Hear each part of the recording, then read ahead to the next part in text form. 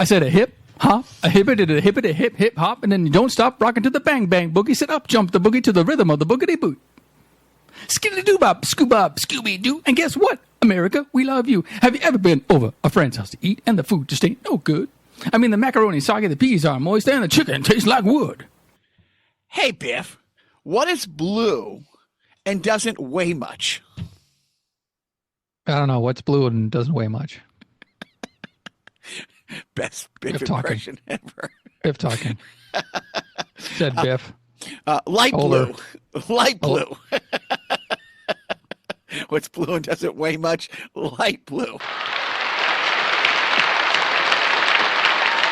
I had already forgotten the setup, so the punchline mean even less to me. Biff, that is. Hey, Biff. Yes. Why do Biff chicken... talking. Wait, I'm sorry. This is Biff speaking. Over. Why do chicken coops have two doors? You know what? Biff, me, is stumped. If it had four doors, it'd be a chicken sedan.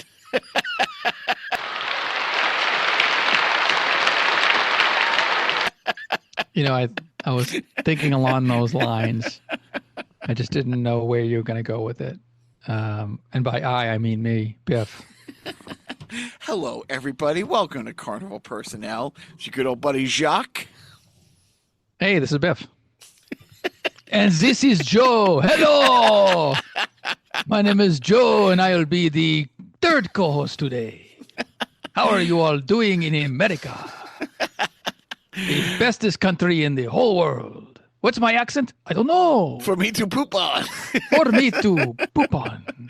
Great poop on, that is. So we are missing Biff. He says he says he's down with a cold. His voice wouldn't be great. I think he's packing to go back to Japan. Mm-hmm. If he's the smartest we say he is. Anyways, how are you doing, Joe, overall? Yeah. Exactly. Do we really need to get into that question? No. Okay. No, that's fine. We got Good. so much to get into. Nobody cares anyway. Let's continue. We didn't have a show last week, but the week before we had, Robbie and Ethan Prince, a sideshow guest, which was great. Next week, Joe and I last week talked to Tim Champa, a comedian that I've got to work with several times. Very, very smart guy. Just one of those really, really smart people who's also really funny. And coming up in a few weeks, my friend John in Austin sent me a very funny clip of a comedian named Sid Singh, S-I-G, S-I-N-G-H. He's Indian American. He is currently living in London. He bounces between Amsterdam and England. Really, really, really funny guy. Really smart comedy. His clip was great that my friend John sent me. I watched his special, and he, for some reason, agreed to come on the podcast. So that's a few weeks down the road. But last 2 weeks now, because it ran 2 weeks in a row. Robbie Prince, great guy, dad of Ethan Prince, 15-year-old comic who's not a good 15-year-old comic. He's a good comic, and I've got to work with him a lot. So that was a really fun chat. Oh, does he think he's better than me? I think he does. Punk? Yeah, 100% he does. He has that. He doesn't know me, but he's probably better than me, and he would be right. He is a good kid. He's a fun kid to be around. So let's just get into it. Comedy has been insanely busy in all the best ways. The last January, I set some lofty goals for myself across the comedy board as the number of real shows that I want to be able to do, the number of different bookers I want to work with, the number of the amount of new material I want to work out. And so far I'm on pace. I think in the month of January, I had 9 real paid gigs. Here's money to come tell your jokes that Joe makes better about your wife and kids who, ruined my life. No, and so it's been fun. I thought about going to see Wayne tonight. I mean, I was, as we're recording this, it's a Saturday night. I had a great show. on Thursday night at the Polish American Club in Nashua for a group called K9 Cheer, a youth cheerleading group. That was a really fun show.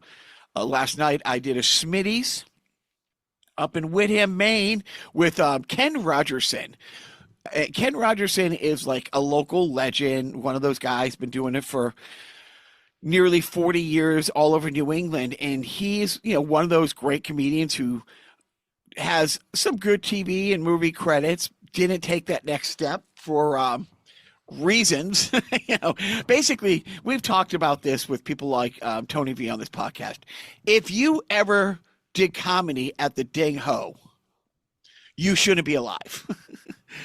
Like the fact that anybody who performed on that stage is alive is absolutely amazing. But as I've got to know a lot of comedians better over the last few years, like a Mike Katrobis, like a Jim McHugh, and especially Steve Bjork, the way they talk about Ken Rogerson, like he was the guy, like all coming up, he was the coolest guy. So it you was mean great. He smoked? Oh yeah, he probably, yes. I'm quite sure he has. I think legally everybody in the '80s doing comedy had to. That's what made them cool. 100%. That and the cocaine and the absolute destruction of your liver. But no, so it was great. I was going to go see Wayne tonight. Little bummed. I had 2 aunts pass in the last 6 days. Neither one overly unexpected, but it's just a little bit of a sad time. And the second one was today, and it was really nice because my wife and my 2 boys went over to visit, and with the whole family, it was really, really nice to kind of have everybody there. And it was 50-50 whether the boys going to come, and we're like, you know what, it's one of those things where later you'll be like, I should have gone, so might not be a chance tomorrow. And so why don't we go now? And we got home, and about an hour later got the phone call. It's like, hey, it's a really good thing you guys came by. So that, and the other, my other aunt, earlier in the week, she's been in a place for a little while, good days, bad days. And I picked my oldest kid up from school on Friday, drove over and did what I'm not supposed to. Went to Market Basket, got all the fruit she loves. Just, like she loves their mashed potatoes. I got her whoopie pie, a cannoli. And she was at that stage where she could eat it, she can enjoy it. And who the fuck are we kidding? like she's not watching her cholesterol at this point. So that was nice on Friday. Then I was planning on spending most of the week down in New Jersey because a buddy of mine from LA, to get out of LA, rents a really nice house right on the Jersey Shore, like right on the water. And me and the little guy get down there about midnight Monday night, and got the call at 7 a.m. She choked on the whoopie pie. It's what had happened. Oh, the cannoli went in sideways. I'm now being questioned. So I was there 8 hours, got the phone call, went and had breakfast with my buddy at a little diner, and drove right back. So you were like the Robin Williams to her Belushi. Like you were the last person to see her. Last person. And you supplied the whoopie pie, so there's questions to be answered. And they were. So. Oh, good. I'm sorry for your losses. That's a real hard thing to go through back to back like that. And sorry. Yeah, and their moms both. Yeah, and it's.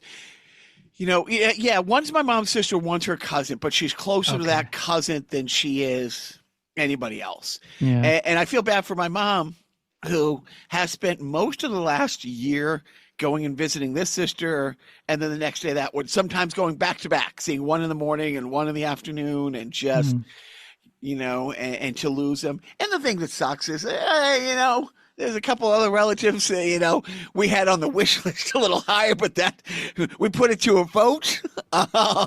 Apparently that doesn't factor into how these things work. It's not like American Idol where you can call it in. Yeah, it's sort of in, as they say, God's hands. Replace God with whatever. Right. With looking at my notes, nothing. Yeah. It's all random, baby. But you know what? I'm close to both the families, both of the families.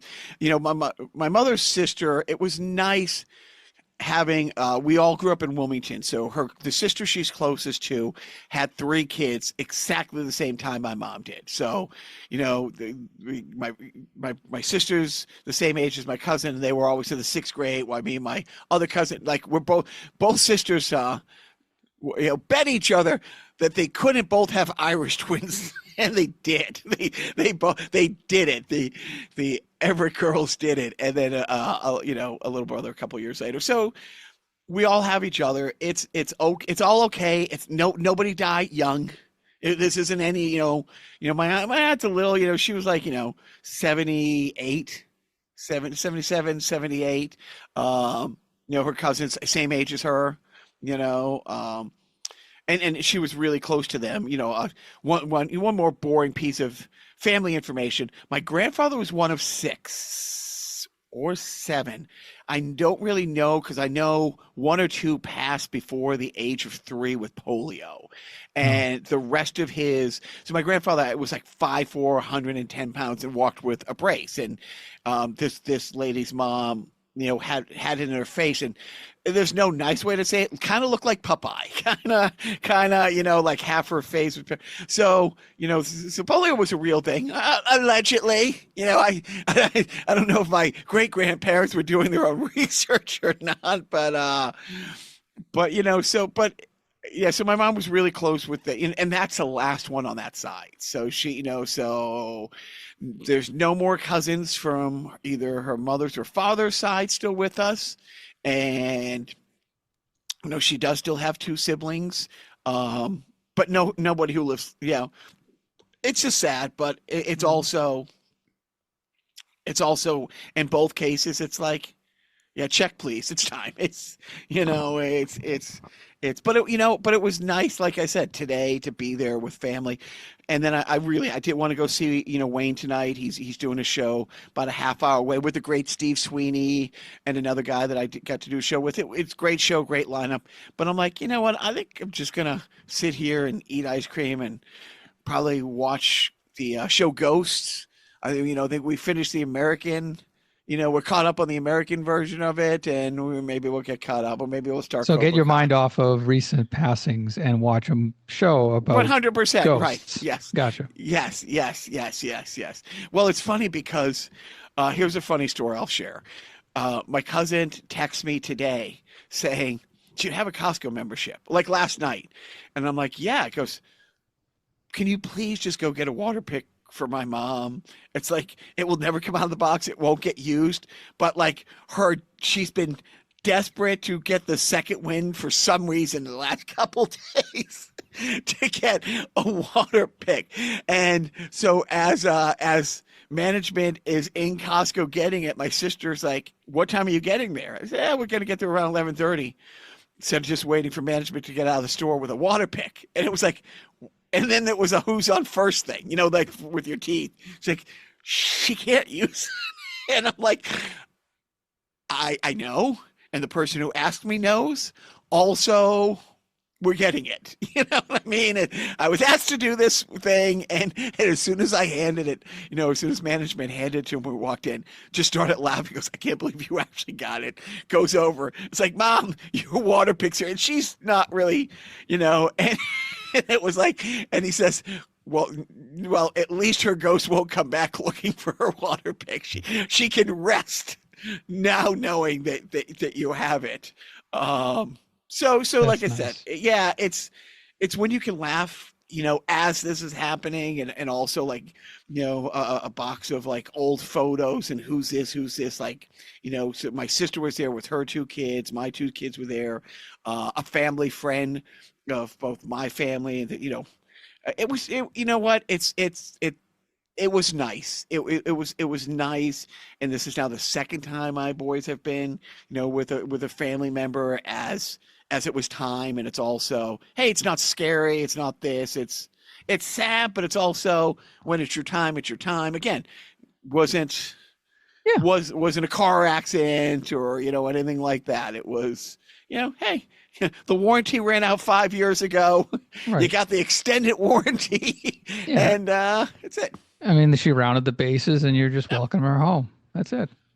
So yeah. So if I don't mean to sound like a bummer, but so I would really like to go see Wayne's show tonight. Also, and I thought there's a navigation show. Katrobas has a show right down the street, but I can't. It's like, even like the last couple days, I'm like, it's a nice distraction, but I didn't need a third night in a row distraction. So, but before we move on to anything else, it's like, talking about comedy, well, first of all, let's talk a little more fun comedy first before we talk about mine. Joe, how great was the 50th stuff for Saturday Night Live last week between the music and between the music and the 50th anniversary show? Pretty great. Pretty great indeed. Yeah, I enjoyed watching the homecoming special, which was the live 3-hour concert with oh my God, so many guests, so many surprises. You had Cher, you had Nirvana with Post Malone. Let's just take a moment and give Cher the respect. I quote my good friend Joe, dibs. Yep. Yeah. Right. She looked hot. Fantastic. Yeah. And her voice was great. She did the battleship scene from the video for Turn Back Time. Backstreet Boys. You had Jerry Seinfeld singing along to the Backstreet Boys. That was a moment. You had, help me out here. Who else was there? ABBA. Devo. Not ABBA. I said ABBA. B-52. For some reason, ABBA was in my brain. Did you see Brendan Fraser? And I think it was somebody else. It was Brendan Fraser and some other guy, around my age, just freaking out over, I don't want to say an obscure Devo song, but it wasn't like a Devo song that most people would have. It was like it was kind of like it was definitely not Whip It, basically. Right. Here's my impression of Devo at every concert in the 80s. This next song is not Whip It. 2, 3, 4. Yep. But the way that Mark Mothersbaugh, the way they were like just performing and like he was tearing apart his costume, and it was good. And please don't embarrass me if that wasn't Mark Mothersbaugh. No. And I will tell you, every time somebody mentions his name, I'm compelled to tell the story. I don't know the event my wife was walking into 2007, 2008, around there. Sees Mark Mothersbaugh. Mark Mothersbaugh. Whose brother is also in the band. He's a guitarist. Okay. And goes over and tells him the Rugrats theme song is the greatest song you've ever written. To which he says, "You were the best." And they talked for a half hour. He's like, because no one knows. Like, very few people know. I know that Mark Mothersbaugh was like the king of like Klasky Chupo soundtracks. Yeah, like he did like a ton of like animation soundtracks for like the 90s and 2000s and stuff. So yeah, every time a new project got greenlit, they flipped a coin. Do we call Danny Elfman from Oingo Boingo, or do we call Mothersbaugh from Devo? But yes, and then Randy Newman was like, "Let me take this, boys." yeah. I'll take the big stuff. I'll take the movie The Natural. I'll take Toy Story. No, but it was really great. That's the show. But it was like seeing Brendan Fraser just freaking out over them, like a true B-52. Same thing. I mean, if you look it up, one of the gals in the B-52s, I want to say she's my mom's age. Like she's either 79 or 81. It was like something. I looked it up and while the show was going on. I mean, they broke out in like early 80s and they were like in their 30s. Oh, well, 78, you're right. 77, 78. Okay. That's it. And I'm not wearing my glasses, so I couldn't push them up and say, "Well, actually, that's fine." I'm a youngster. I don't know. I was born when they broke, so like what they were like what, late 20s by then anyway. So, one of the singers, and I blank on names, was 31 and the other one was like 22, so it was like a 9-year gap between. Right? Isn't the redhead Kate Thompson? Yeah. And Something she like that. she does this song, and I'm sidebarring, with Iggy Pop called Candy, where she hits a note on it that it just makes the hairs on the back of your neck stand up. They're all talented, but yeah, the whole show, and like you already called it, we both were a little disappointed with post Nirvana. I mean, Kate Pearson, by the way, is Kate the Pearson. redhead from. But post Nirvana, yeah. I mean, yeah, I was disappointed. Well, I wasn't disappointed until you said you were disappointed, and then you pointed out the reason why, and I agreed. Is that Post Malone kind of fucked up the incoherent lyrics of Kurt Cobain? Yeah, how do you fuck up incoherent lyrics? I don't know, but Post Malone figured it out. He cracked the code.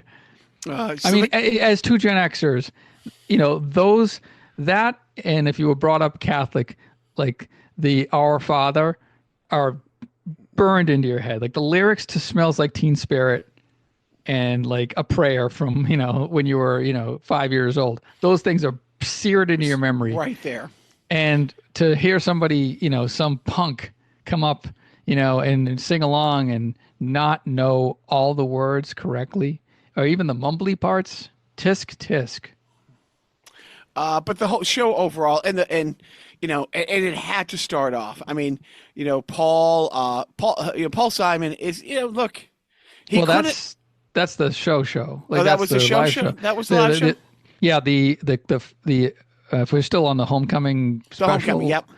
The first act was the Blues Brothers number with Jimmy Fallon, who exhausted himself for the rest of the show. He couldn't stop catching his breath for about half an hour. But then, of course, let's not, there's so many like acts that like came up on that special, like Lady Gaga, Miley Cyrus, Brandy Carlisle. You had Wyclef Jean and fucking what's her name? Oh God, Lauryn Hill. Yep. Like Lauryn Hill, like where did she go? And there she is. Well, and it was great that Fred Armisen got to play the drums for was it the B-52? Yeah, he sat in on the B-52s, and it's like, it was just great. It was just really great. As you mentioned when we talked earlier, the breakout routine performance of the evening had to have been Tracy Morgan singing Astronaut Jones. And to see Amy Poehler and Liz Lemon in the stands belting out the lyrics with them, but his whole diatribe about yelling at Lauren, it's like that he can sing and he's been holding him back all these years. I mean, how awesome were the cutaways, like the cuts to the audience were like half the fun. It's just like, oh my God, there's, Jerry Seinfeld for the fourth time, it got a little repetitive. There were only a certain number of A-listers that they could cut to, but I liked it all. I celebrated their entire catalog. And then they took what was Saturday your favorite song? What would you say your favorite song is? I got to say all of them. Anyway, so then Saturday night they were off to gear up for, I mean, I guess they had like Lorne's like party, like it was like I don't know if it was filmed or not, but they used Saturday night to have their party with Lorne and kind of like give speeches and stuff. And then Sunday night was the 3-hour plus red carpet spectacular on NBC/Peacock. The dozens on Peacock. Hundreds that were watching. Thousands of people here tonight. Hundreds of people watching on Peacock at home.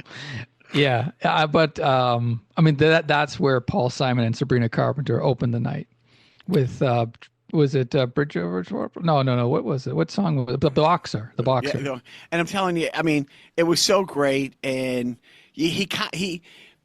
and Paul Simon couldn't have pulled it off himself. He's, obviously, he's at that point, but Lauren kind of had to do it because of how important Paul Simon was, especially the first 5 years to that show. Yeah, he performed on I think he opened the third show, maybe the second. And did so I don't know how many he actually did, but did did sketches each time he came on, always. So it touched all the right things. It had all the characters that it could have that we really wanted to. It was just great to see them squeeze so much in. There were so many great, out of the park home runs. I thought Dana Carvey apparently was sick with the flu, so he couldn't make it. So they didn't have like the Wayne's World reunion. I think that's probably why we got that John Belushi Schiller Vision film towards the end with Garrett Morris introducing it. Don't Look Back in Anger, where ironically, almost all of the people are still alive, and John Belushi and Gilda Radner are no longer with us. But I mean, the sketches, like there's you had the John Mulaney Broadway musical extravaganza, right? Yeah. But then you also had like Will Ferrell as Robert Goulet, and I forget what was the character's name that Kristen Wiig had with the small hands. I forget her name. Well, it was the three sisters, and yeah, and Kim Kardashian was one of the sisters. But then, you had so many of those great sketches. You had Black Jeopardy with Eddie Murphy next to Tracy Morgan doing Tracy Morgan. And then you had Tom Hanks come in and try to do the MAGA guy again, which I felt it didn't hit as hard this time or differently, only because we're living in it so much more now. It's not much fun. It's not funny. It's not funny. And they didn't really do much more with the character when they came on. But then, you also had Scared Straight with that's a Kenan Thompson baby, that was his brainchild. So for him to be able to do that with Eddie Murphy, and then have Will Ferrell and Eddie Murphy come in and do this sketch like this, that's historic. Like the first time we got that's like the Avengers coming together kind of thing. Yes. Where immediately when Will Ferrell walks on the scene in the Scared Straight sketch in his short shorts and his in his spit cup for his tobacco, and his big red pompadour. He Kenan Thompson just immediately has to hold back the laughter. Kenan doesn't break often. He's as they said during Weekend Update, when Chevy Chase left, they replaced him with Kenan Thompson. and they have they put up the season 2 photo with Kenan. Yes. There. But when Will Ferrell came out and did that red character, it was just it was magic. I only wish Bill Hader was available. I guess he politely declined to come in, but he did do a Californians commercial with for Volkswagen. It was great. It was so. But I think maybe our favorite was Bill Murray on the news with his top. His favorite black news host of all time, news anchors of all time, and then his top 10 and his regular. Right. His top 10 regular news anchors, starting with Colin Quinn at number 10 and going all the way out to number 1, Brian Doyle Murray, his brother. But of course, number 2 was Norm Macdonald because, of course he should have been number 1. But that nobody don't pay attention to the rankings. But and then a Debbie Downer sketch with Robert De Niro. It was great. And I texted you this clip this morning. Watched it. I don't know. There's who loaded it up there, but doing the Lord's work. So the SNL channel on YouTube, the official Saturday Night Live channel, posted a few of this live sketches from the 50th with a 360 perspective. So if you have the YouTube app on your phone and you play the video, you can hold the phone and rotate it around to get a 360 degree view. So you can turn to the audience, you can turn to the cue card guys, you can turn to the ceiling if you want. But I mainly, during the Debbie Downer sketch that was in 360, I mainly turned to my left to watch for the entirety Steve Martin watch the Debbie Downer sketch, just to see how he reacts to a comedy scene. Was he just going to sit there and not laugh? But no, he was enjoying it. I'm not sure who the woman sitting next to him was. I thought at first it was Tina Fey, but it's the woman that looks like Tina Fey that might have been his plus one. It was great. It was all fantastic. And then we didn't even watch all of the little documentaries that they put on Peacock in leading up to the 50th, but we did watch, like, as we talked about, I think the last podcast, we watched the what was it? The season 11. Season 11, the weird year. Yes, yeah, we talked about that. But it was great. Martin Short with we buried the lead.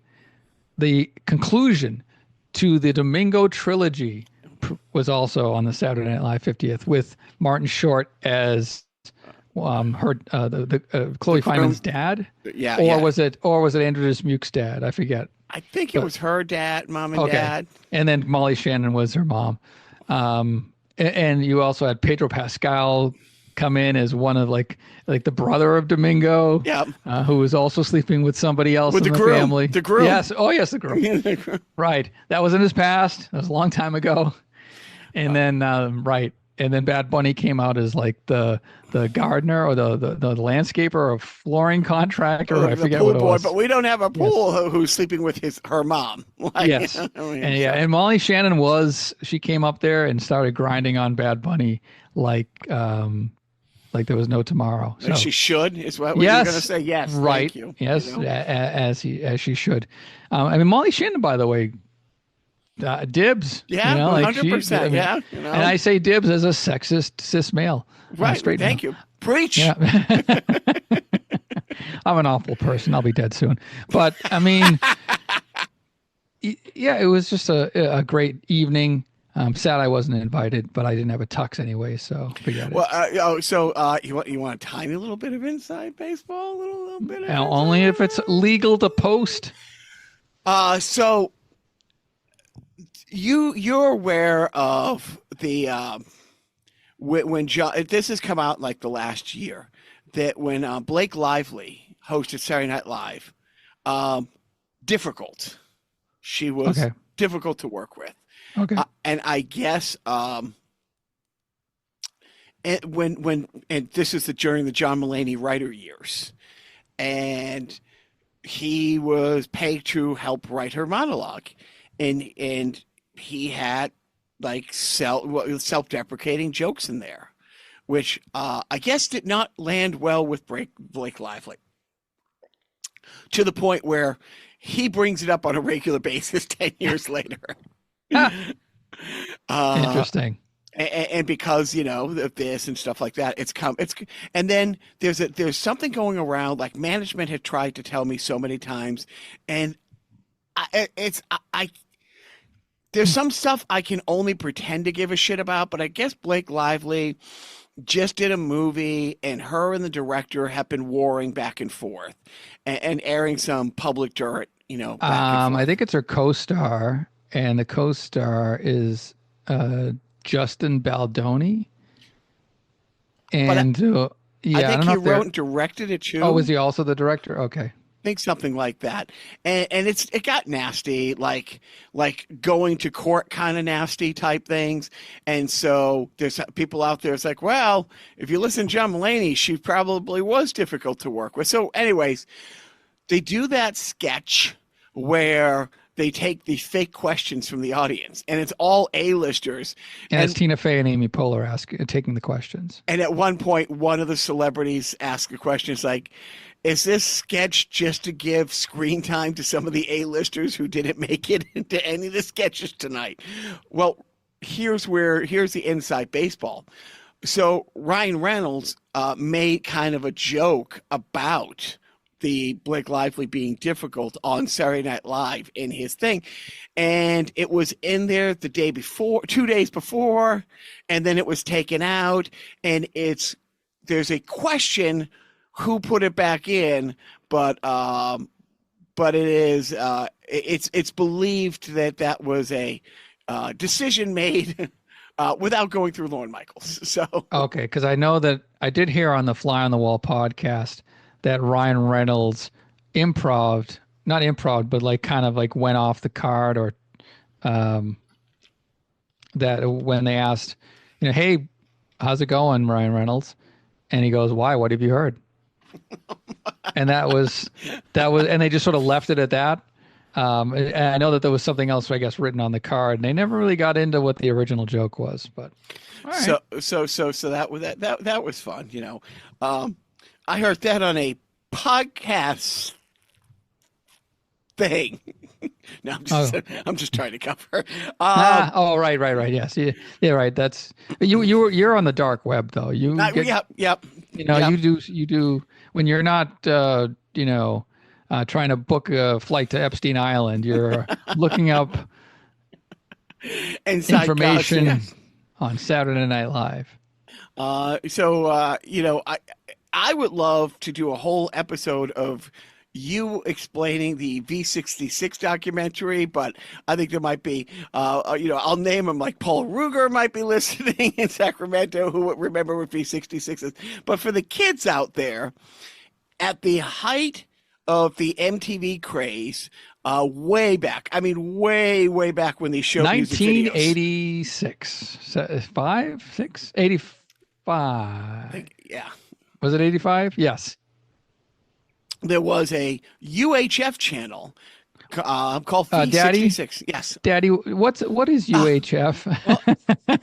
In my day, but yeah, before cable, before streaming, or cable was a thing. Cable, but I think cable was in like 8% of households.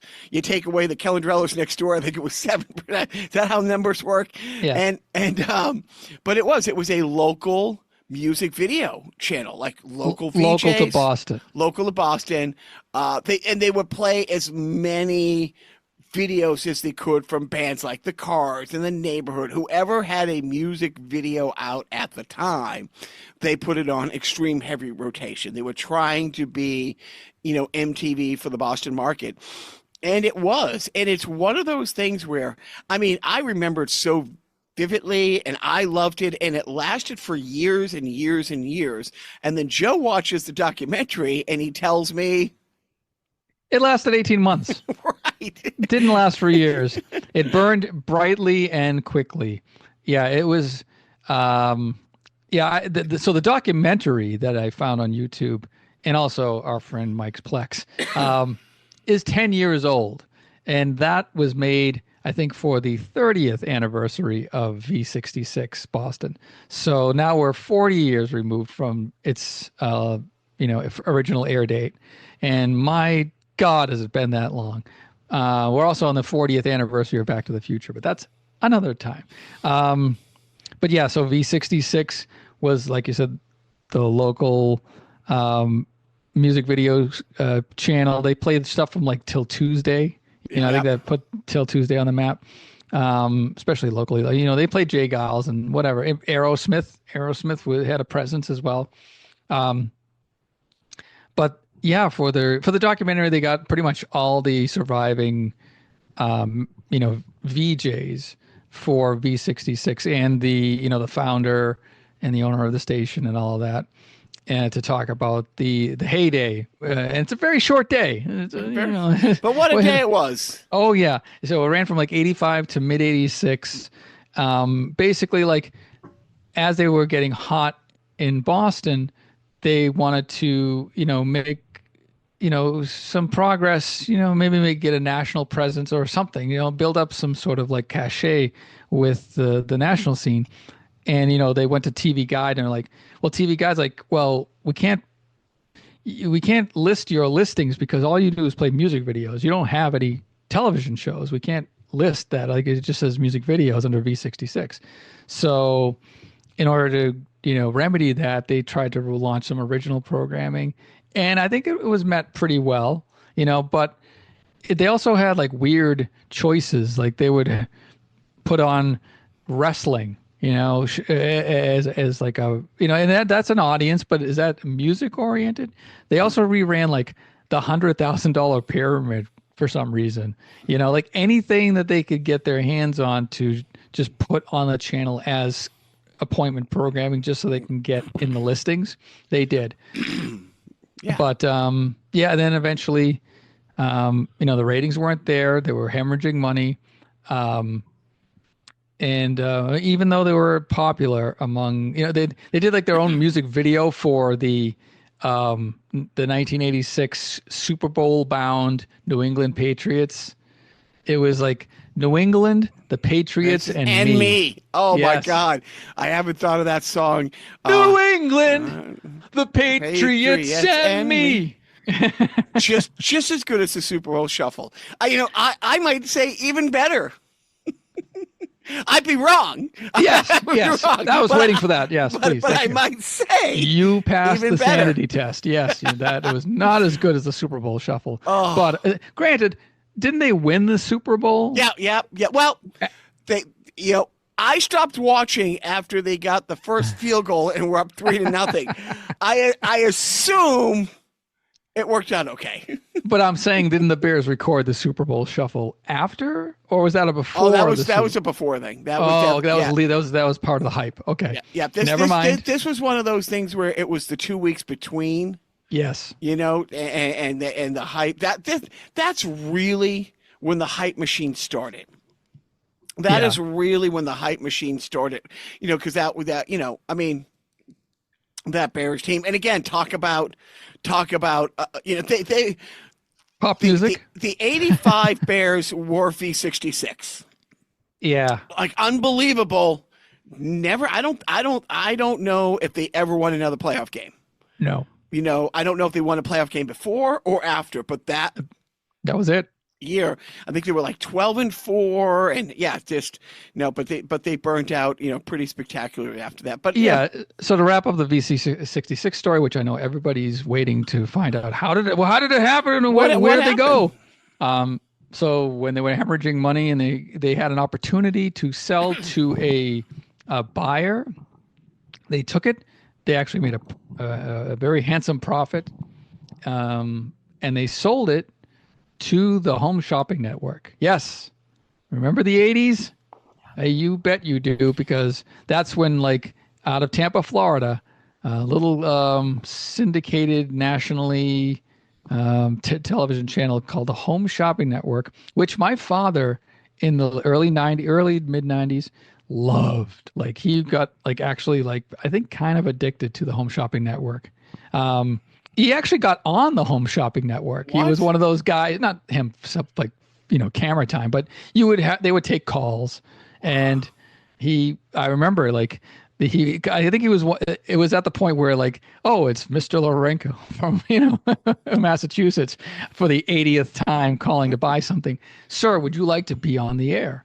And he says, yeah, sure. And my father has a thick Portuguese accent, Boston Portuguese accent. Right. And so we all gathered around all of our TVs, and me, not being technically savvy, decided to turn on all of the televisions in the home because it's a live broadcast. So the reverb was just coming through 4 different TVs, and it was nobody saying, make sure to turn down all your TVs, including the one you're watching, so that there's no echo. I'll take your call off the air. Yes. Anyways, Home Shopping Network bought BC66.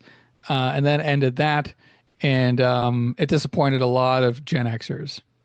Yeah, no, I mean, it's funny now that you say they were trying to start their own programming. I wonder if we went back and when did Ask the Manager start? When did the We Don't Knock start? I wonder if that became TV38. Joe and I fell down the rabbit hole a couple years ago. The TV38. They have the Movie Loft in the Bruins. But they tried to do a man on the street kind of funny, man about town late night thing called We Don't Knock with Dana Hersey.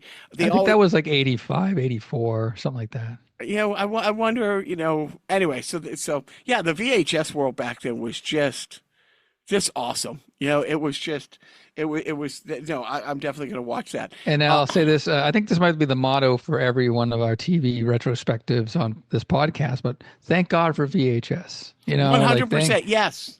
I say again, replace God with whatever you want. I say God because I'm lazy and I was raised Catholic, but just thank goodness that there was this technology that was given to the American public at a reasonable cost, where obsessive people about television could, crystallize a moment in time electronically, preserve it for decades, and then digitize it and upload it to YouTube where I can watch it now and go, hey, I remember that. Or, hey, I was way too young for that. And God damn, I wish I'd watched that when I was, alive back then. All the tech nerds who worked like at tape ops of the different those different TV stations, how somebody had access to all those Chronicle like air tapes and stuff like that.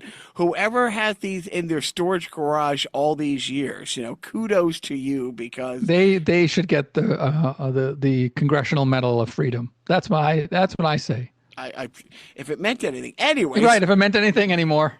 So we talked about the Super Bowl a little bit, so we'll talk about the biggest sporting event in quite some time.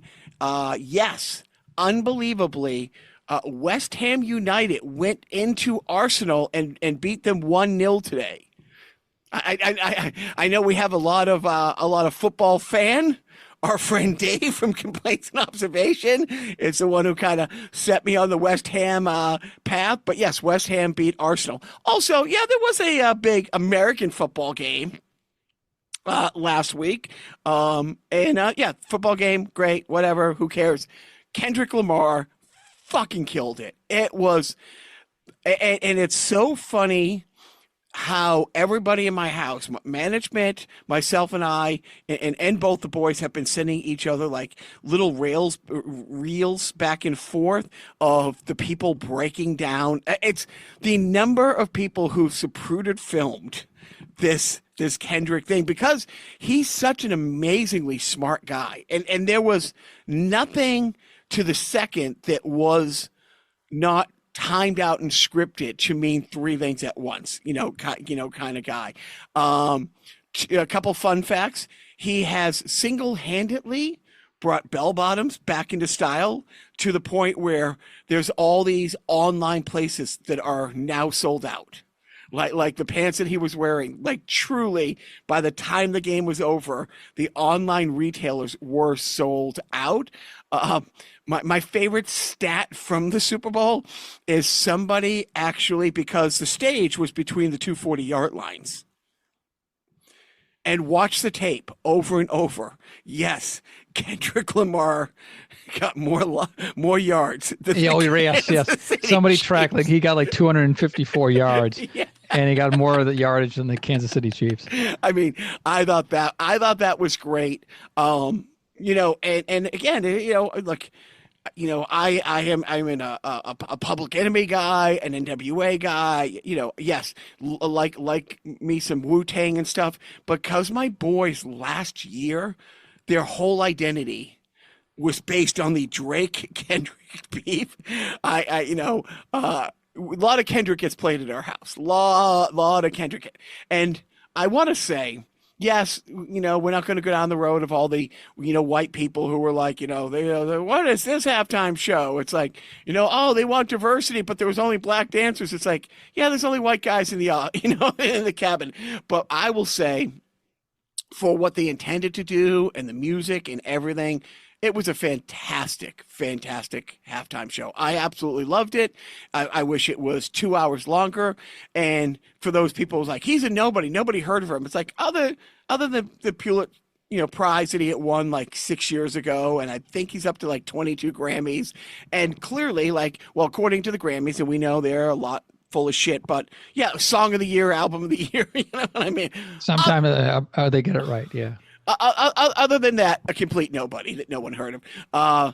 But yeah, Serena Williams was great. I mean, and so I didn't know, she has gotten fined because she did a crip walk celebrating a win on like a Grand Slam event, and got a huge fine from tennis for I think the fine was for being too black at a tennis. And so, and because my algorithm was so many people, Zapruder film breaking it down, some crip walk history came up. The crip walk was a vaudevillian one-leg dancer. Oh, It was, people think it's the Crips and the Bloods. No, it was a cripple. That was a term at the time, a crippled vaudevillian one-leg dancer. And basically it's his dance with two legs, Yeah. Pretty much. So somebody A-B, like, her doing it and the original guy. And I'm like, oh, Interesting. yeah, the dude loved it. That. So I was downstairs in my office, not watching the game, but I got called up like 5 minutes beforehand, and so not watching the game. Didn't really care who won. Didn't care who lost. But like Team A or Team B made a mental error that just upset me, and I yelled instantly. Like instantly, that me came out because I don't like dumb. It was like, yeah, it was the Eagles were like, dude, keep the clock running, and the receiver got it, and he took 3 steps and went out of bounds. I'm like, dude, go to the ground. It's 35 seconds. Just get out of the half. You know what I mean? And not that I wanted either side to win. I just don't like watching dumb. Yeah. Yeah. Well, good thing this podcast isn't filmed. So we're, I guess we're not going to talk about the Four Nations face-off.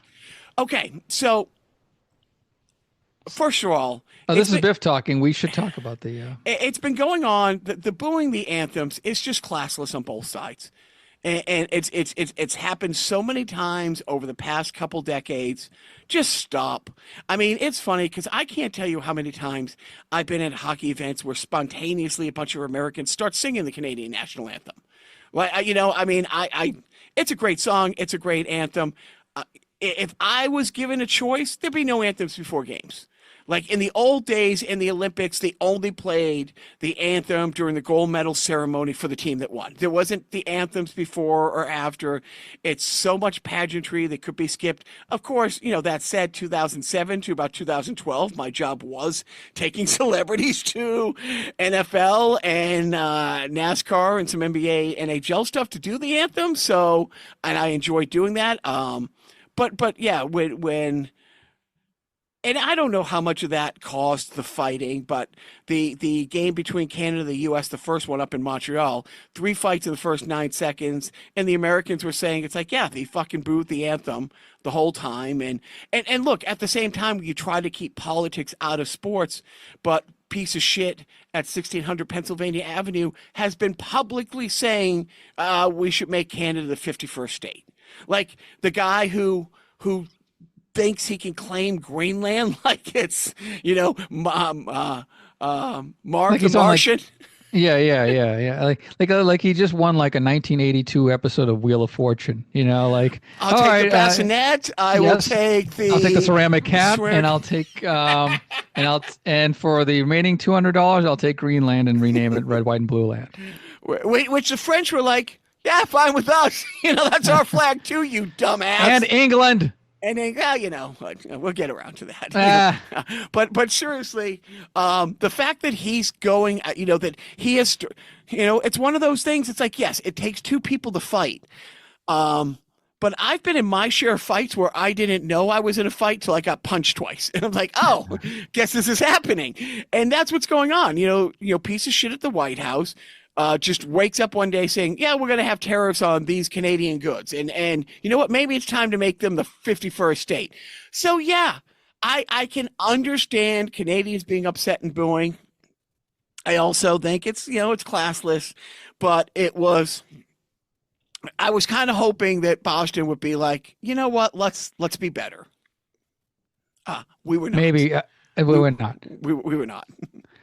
Yeah, I mean, hey, you just look at it. I mean, you can look at it as a form of protest, You can. Which we haven't seen a whole lot of, by the way. Where the fucking protests? Actually, Joe, we'll get into that in a second. Okay. I don't want to. Where are my glasses? Because if I'm going to I need to push my glasses up while I do it. I will say, great hockey. I didn't watch a ton of it, but I watched more hockey than I have in the last couple of years. And it doesn't matter what games you watched. I mean, these, And what were the 4 nations? Finland, Sweden, Canada, the U.S. Okay. And I'll be honest, I'm not really sure who I was rooting for in the final game because, Pig Fucker was like, predicting a big U.S. win. And I was predicting, shut the fuck up. Just shut, that I was predicting, shut the fuck up. That didn't happen. And it did. An overtime win for Canada. And we haven't won an international thing since 96. That's a long, unless you count women's hockey, which I do. Good catch. No. I will tell you, like, Andy Roddick, there's a great clip of the tennis player Andy Roddick like 5 or 6 years ago doing a press conference. And they're like, oh, like no tennis player has won, blah, blah, blah. He goes, well, other than Serena Williams. He kept correcting the people who kept glazing on him for these amazing accomplishments. And he kept circling back to like, well, Serena has one more, it's like, you can say male tennis players. And he would have been like, yes, but he wasn't. I so applaud that he wasn't going to sit there and just, and I will tell you, I know I'm off track, but I'm on the same track at the same time. Management played me a great clip with Tina Fey, talking about this woman. I cannot pronounce her name, but she is this amazing UN lawyer. She has won like the Nobel Peace Prize. She has done all these things. It's like, tonight we have this woman here and lists all this woman's amazing accomplishments. It goes, and she's here tonight because her husband, George Clooney, is getting awarded a Lifetime Achievement Award. It was the reverse of that thing where, because I remember a couple of years ago, one of the women on the U.S. national soccer team who won the gold, it's like the wife of Chicago Bear lineman, like, Mark Frank, won the women's gold medal today in soccer, like didn't mention her. And it's like, and I remember at the same time, I think it was The Onion said, Gisele Bundchen's husband won the Super Bowl again today. Like, it was like that kind of ridiculousess. But anyways. Amal Clooney. Right, but her name before Clooney at the time, anyways, we'll talk about last names in a second. But the hockey was great. The tournament was great. It is funny because there's two brothers on the team. Tkachuk, their dad Keith Tkachuk, 1987. Yes, I'm dating myself. And boy, aren't I lucky to date such a great guy. But Jeremy Roenick, Hall of Fame. Keith Tkachuk, not in the Hall of Fame, I don't think. And Tony Amonte, all played high school hockey at the same thing. We all graduated at 87. Each and every one of those guys, much better than me. much better. But Keith Tkachuk was from our friend John Hunsaw, hometown of Melrose. But both his sons were two of the combatants in that fight in the first 9 seconds. Oh. And it was great to see them in the penalty box high-fiving each other, So it was great hockey. It was fun. I wasn't upset with the outcome. I identify as Canadian anyway, so I'm more than okay. And I hate it. I wasn't rooting against, but when shit stayed set that, I'm like, yeah, I won't be bummed if Canada wins. I won't be bummed. I'm not gonna. Don't cry for me, Argentina. But the anthem thing was classless, and just take them out. Like, the anthem just became a thing 20 years ago. That's all. And if anyone would like to know the history, and I see no hands up, okay, I'm telling you anyways. It started as a recruitment effort during the Gulf War, the Second Gulf War, to get the flag waving going. Those were paid advertisements because, as you remember, most of those anthems were accompanied by flyovers. Now, not so much at hockey games, but yes, right. But at 87, but the outdoor games would have the blimps and the flyovers, and they have a couple of those. But I will tell you this: the first time I started doing the anthems were done before warm-ups. They were pre-taped. They weren't in and most of the anthems aren't televised, and they weren't televised. That's 3 to 4 Geico commercials, and so it became a thing, when those salute to service things by the NFL. Yeah, it came out like 2-3 years, about 2-3 years ago. It was a big thing. It was like, those are paid advertisements. It wasn't the National Football League out of the flag waving goodness of their heart said, you know what, we should recognize a fallen soldier every game, or the soldier of the game, or this and that. All paid advertisements. for that. And like I said, unless I was working in the anthem game for the NFL, 2007, 2008, 2009, like from 2007, 2012, that was one of my primary sources of income. I mean, doing all that. I could, but actually, but I mean, the singing of the national anthem at sporting events predates the Second Gulf War. Oh, no. It predates the Second Gulf War, right? Right. No, but I mean, it's right, but it had since the Gulf War became like the opportunity for the U.S. military and the armed forces to usurp that time and purchase that time to use it as a springboard for advertising for recruitment into the armed forces. Right. They moved it up to just before kickoff. Like I'm saying, yes. Like the first time I did it was all pre-game stuff. The first time I did one with Billy Ray, it was up in Cleveland, and we had to get to the thing at 10 a.m. And I thought it was for sound check. No, they shot. We were at the airport on the plane when the game started. Yeah. And back then they pre-taped it in an empty stadium, and it was around that time, like when some places started, but 2008, 2009, and stuff like that, or towards the end of the Gulf War and stuff like that, when they had the retention problems, that's when they started to do it just before kickoff. And the other thing is, the anthem used to be take as long as you want. And that's when they're like, well, there was a whole Simpsons joke back in the early 90s where they opened up one of the Springfield Isotopes games with the rendition of the national anthem by Bleeding Gums Murphy. And they had a joke where it started at 7:05 and then it wrapped around 7:25. It's like a really long rendition because they realized that certain artists were zhuzhing it to the point where it was the national anthem took 15 minutes to sing. Roseanne Barr famously got San Diego Padres. Yep. Yeah. That was what, 91, 2? The height of the show Roseanne. Yes. And we could do a whole sports anthem things. I want to say I did 60 of them. Yeah. Type thing. And we could, I could tell you some awesome stories and some really boring ones about it. But wrapping up on the hockey and stuff like that, the anthem booing, classless on both sides, and I get it. I get why Canada was kind of we're not going to be the 51st state. Fuck you. But at the same time, I was really hoping that we could have been a little snobby and turn around and say, yeah, you know what? Things aren't really great between us right now, but we're going to show a little class.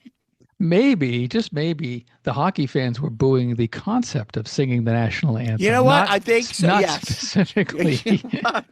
They were still booing him when we were on stage. we had to apologize for him with our set. Let's wrap this up a little early. You got any games? I want to talk about two more things, but you got any games going? No. What am I started playing Lego DC Villains. That's from 10 years ago. It's fun. It's fun. It's a fun game. It's my sons have beaten it. My younger son has gotten back into playing Lego Batman. Right. So those sounds when you build things. Yeah. Yeah. They're very satisfying. It's like a slot machine, really. That's that same, dopamine drip that you crave when you're playing video games. But I had a friend who loved the game so much, and I let them know I love you like a red brick. You were my red brick. And it's your son would get the reference, you would get the reference, my friend would get the reference, and that's about it. That's about it. Yep. So if you really want to tell somebody you love them who's played Lego Batman games, let them know they're your red brick.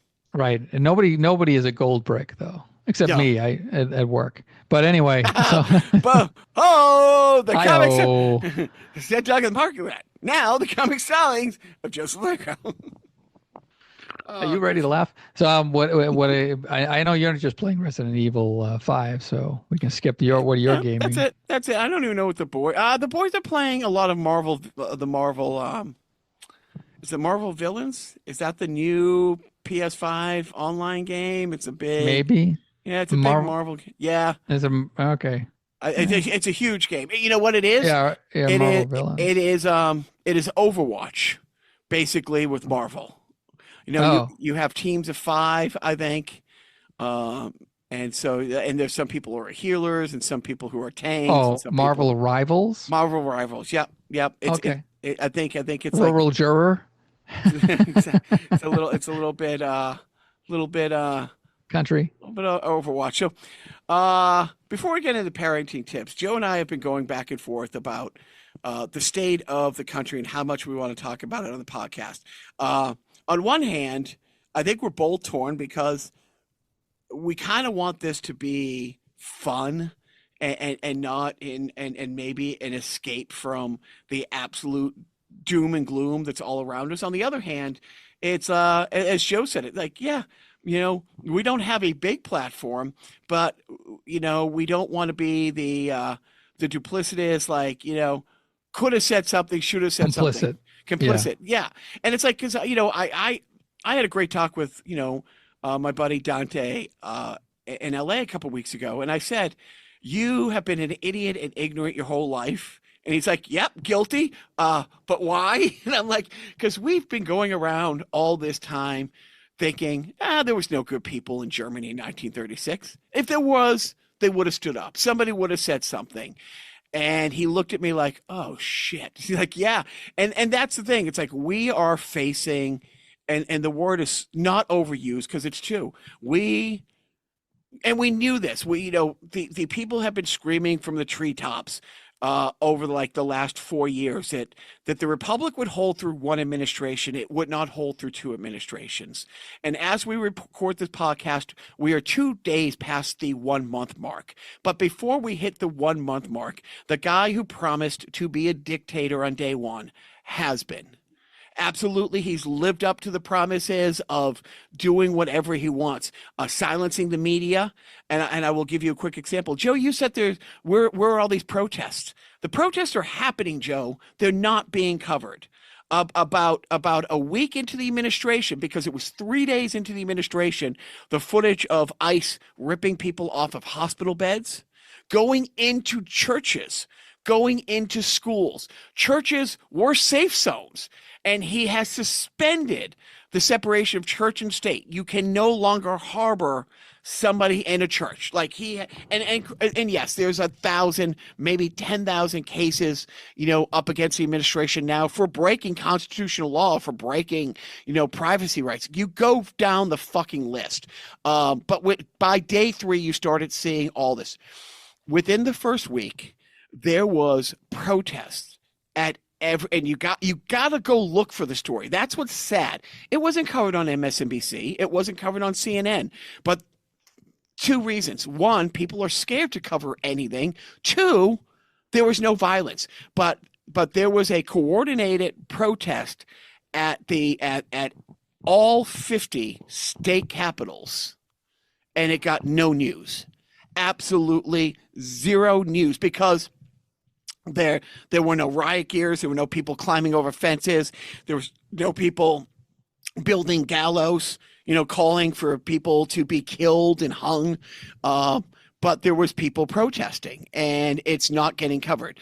And like I said, the media, it's not NBC, CBS anymore. The real media is Facebook, which he owns. It is Twitter, which he owns. It is TikTok, which he owns.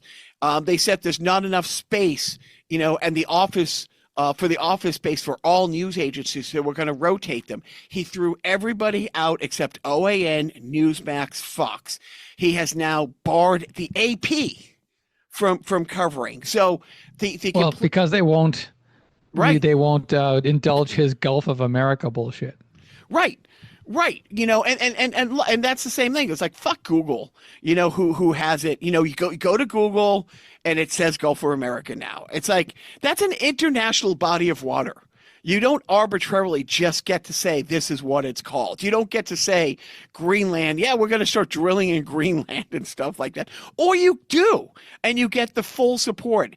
And Joe and I have talked. It's like there's too much awful every day. Do we talk about Elon Musk, who is the only, and I'm really hoping the only time in my life I ever say should be sent back to Africa is Elon Musk. But he is trying to bring apartheid here. I'm sorry. He has brought apartheid here to the point where there was an executive order signed, and I wish I was making any of this up. There was an executive order signed giving refugee status to white South Africans, and I don't know if you're aware of that. But I am, because you told me. Okay, but and you believe everything I say because it is the gospel. Anyways, I'm not going to go down the rabbit hole. It is awful. We will talk about these things in real time. The only thing I'm going to say is I have reposted. I have spent my time calling, not just my senators, because you can call the switchboards at the Senate and at the Capitol, the Capitol switchboards, and you can ask to be directed to anybody. And all the offices have pages who have to answer your phone calls. And that's the thing. You have to say something, because every single day it's worse than we thought. They are trying to close the department, the education department. And look, I went off the rails with two friends last week, and I apologize, but I don't, because I don't want to say they were spreading misinformation, but they were applauding the Elon stuff as if it was a joke in a game. And I want to say just two quick things about that. First of all, it's all lies. When he's saying how much money they saved, it's just like Trump saying they won the election. And you say, well, what about the 60 court cases, the federal court cases, the 3 court cases you lost to the Supreme Court saying there is no evidence to back that up? So when Shitstain, who is not elected, who nobody knows, nobody knows what systems he has access to, if the changes he's making are permanent. But when he turns around and says, we canceled this 4-year contract that was worth $10 million and we saved $10 million, he's not saying they're on the 4th year of the contract and the contract has already been paid because we're on year 4. You might cancel it being renewed. And even if you canceled it in year 4, we've already paid $7.5 million for the first 3 years. So maybe you save 2.5, but all the numbers he's throwing out. And at the end of the day, the money that he's saving, it's like, okay, you fired all these employees. Joe, you have a job. You know how long it takes to train somebody? So we train these people. We spend years, if not decades, training these people, and now we fire them. We have nothing to show for our investment in educating these people and training them.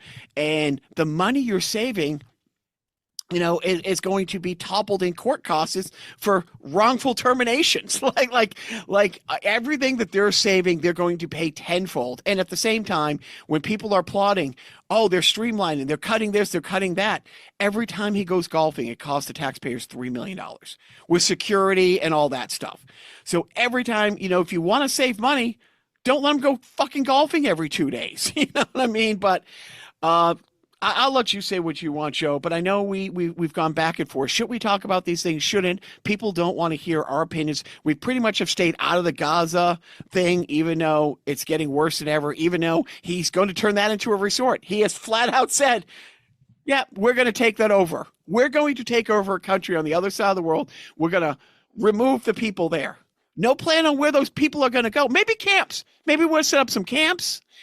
Maybe they'll call ahead and get some reservations. But yeah, it's worse when we thought. And you and I go back and forth of what to say about it. I'm shutting up. Well, yeah, I mean, I think that we don't necessarily need to dwell and fester. Is that the word? In the suckiness of everything all the time for every podcast. Right. I think, we should voice our discontent and make it not the focus of our podcast. But I mean, it's on a case by case basis. Like if there's something that comes up in the news that's related to Donald Trump's executive orders or whatever, or this regime that we're living under, then we got to speak up about it, even though, yes, if a tree falls in the woods. Yes, that I wanted to call this podcast "A Tree Falling in the Woods." You said no. You wanted to call it canceled. Right. All right. Well, I wanted to call it an Uber and get it out of here. But Is that why Biff isn't here? Did you fucking cancel the DEI Carnival Personnel Program? You fucking bastard. How dare you? I did not, but okay. that was completely voluntary because, Biff is a sovereign person and he can make his own decisions. For now. For now. Well, yeah. So, I guess, let's not linger on things too much that are just us regurgitating things that we've heard in the news that are just meant to bum us out. We're not sounding any alarms. We're just sort of like talking about the alarm that had already been sounded. Like, hey, did you hear that alarm? Yeah, it was, and that's the other thing. When I hear like Democratic senators, like, they're sounding the alarms. Ding, ding, ding, ding, ding, ding, ding. Yeah. That's the alarm. Ding, ding, ding. It's a very quiet alarm. It's kind of a silent alarm, like the one that you press at like a glitzy, like, jewelry store to bring the sound, to get the police. Liz Cheney is sounding the alarm. Yeah. People like Liz Cheney. Do you have any action items so here's one action item that our family is going to take part of. Are you aware what's happening on the 28th? Yes. So I will tell you this. Because of canceling its DEI program, Target, and of all places, the state of Florida, is getting sued because there's now, granted, the Security and Exchanges is going away. Yeah. Before you get started on that, the 28th. The 28th.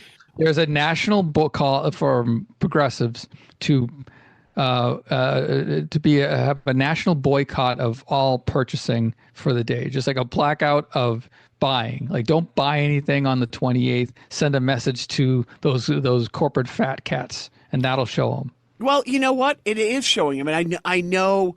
Look, for years when people talk about the ticket prices going up in sports, and you know what I mean, people should boycott, and then the real rich people said, "Oh, your season ticket is now available? Why, thank you. My corporation will buy that entire section at Fenway Park, and we'll just give those tickets away to our partners." Anyways, on the 28th, truly, get gas on the 27th.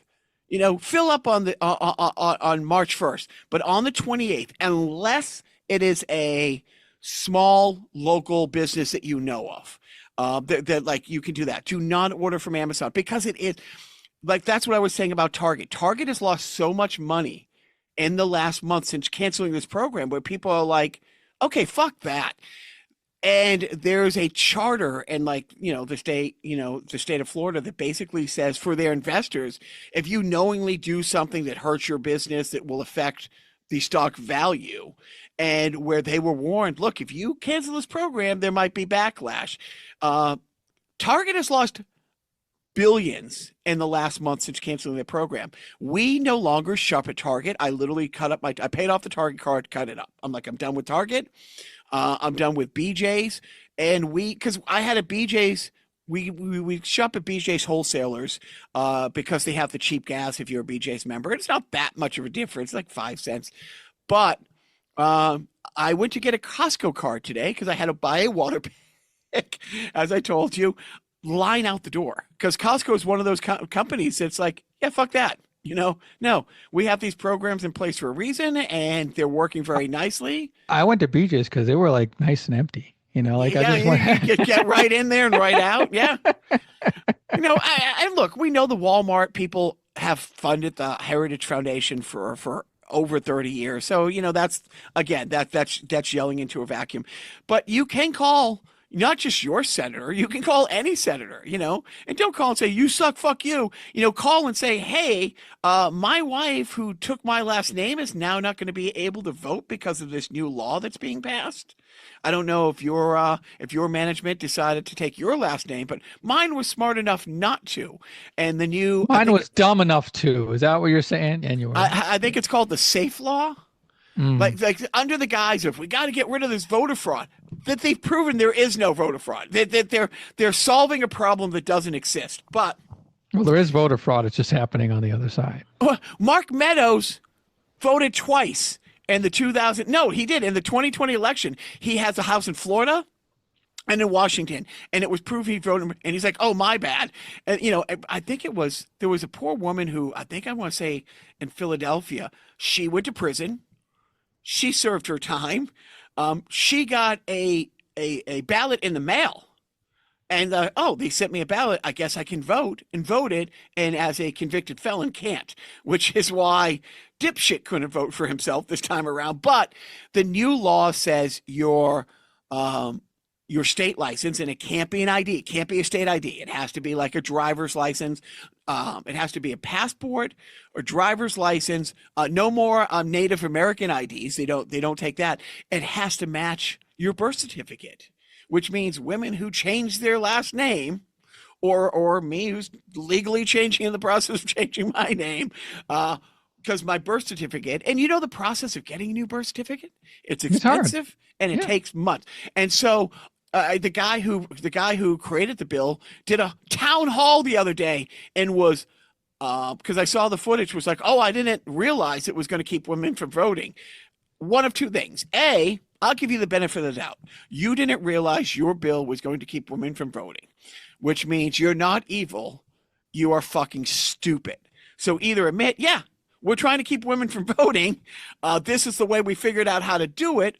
Or if you really didn't know that women change their last name more often than not when they get married, and the law clearly states the birth certificate must match, the state license or passport. And if it doesn't, you can't vote.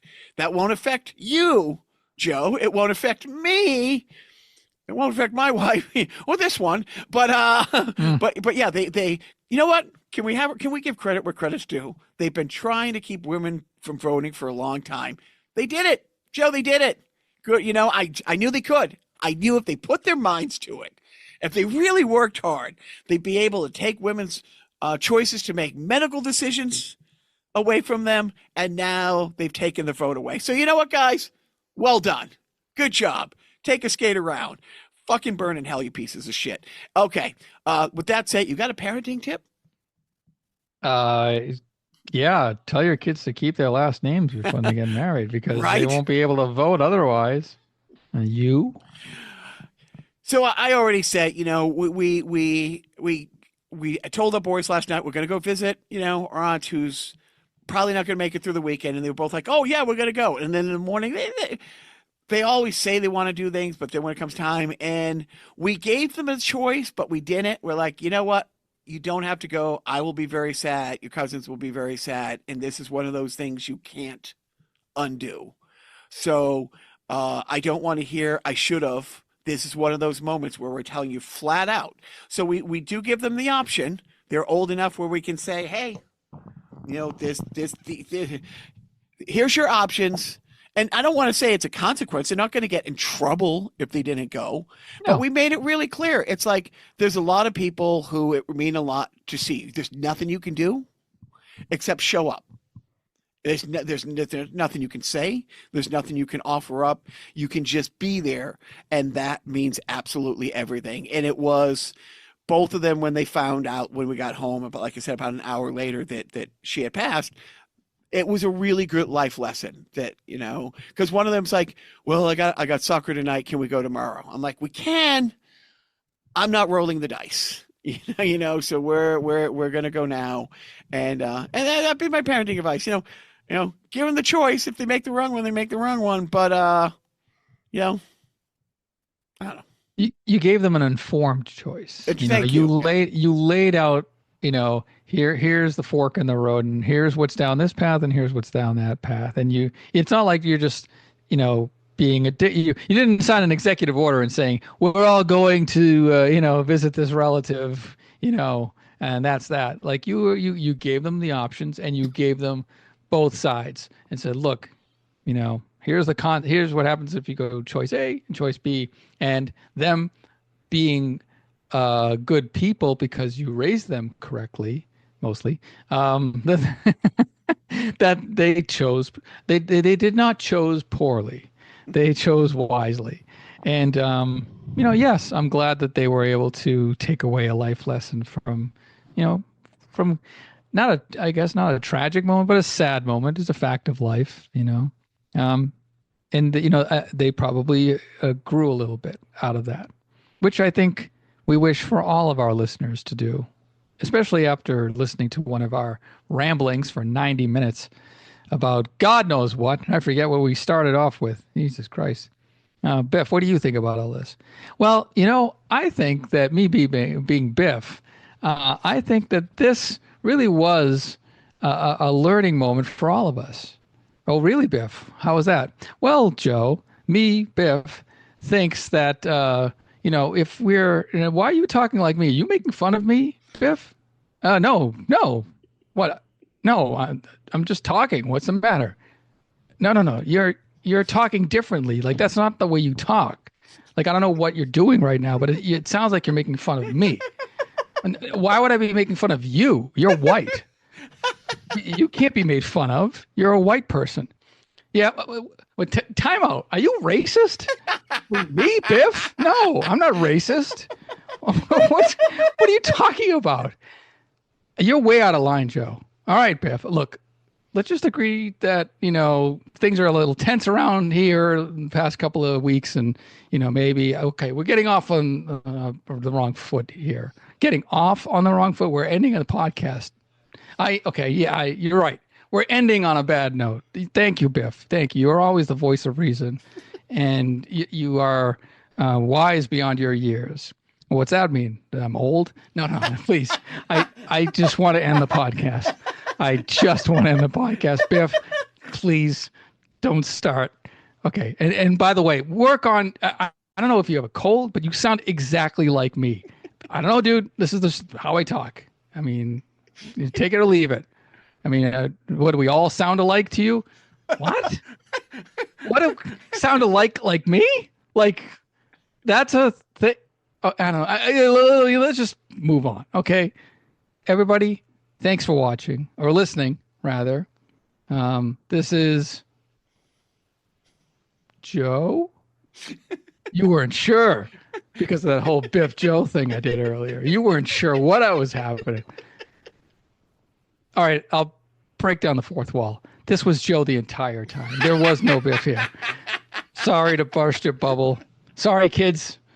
There's no Santa Claus, and that was Biff being played by Joe. So we all had a good laugh. At least Jacques did. I could hear him laugh throughout the entire session, which is good because that would have bombed otherwise, I think, audibly. But yeah, I would say, let's keep on going. Listen next week. Tim Champa will be our guest on Carnival Personnel Sideshow. A great listen, despite me being a part of it. But I'm working on the Joe filter. I don't know. I pitched it to Apple and Google Play, and they don't really, they're not taking it. Probably because the Joe filter makes everybody sound like Joe, which is probably kind of what you heard earlier. I got to tweak it. I'm trying to make it so that you don't hear me when I talk. I don't know what you hear in its place of me talking. Maybe, I don't know. How about, like a sultry, lounge singer from the 40s? Yeah, that would be, what the fuck are you talking about? Just, you have derailed. Boy, I'm at a loss for words. Get out. Do you validate? All right. That's enough. Goodbye, everybody. Goodbye. Goodbye. Don't forget. You're out in a lovely book. There's other lovely books to read. Trouble is you call it fate. Treat it like a certainty. Judge the ones who don't agree with all your make-believe. I understand the desperate need for something more than meets the eye. To think that someone's in control, that somehow there's a reason why. The people kill, people die, all from make-believe.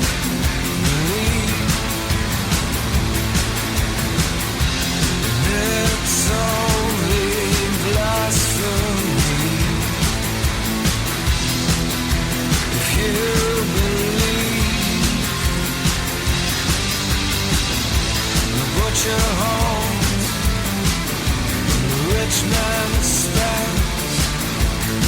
shepherd turns his sheep.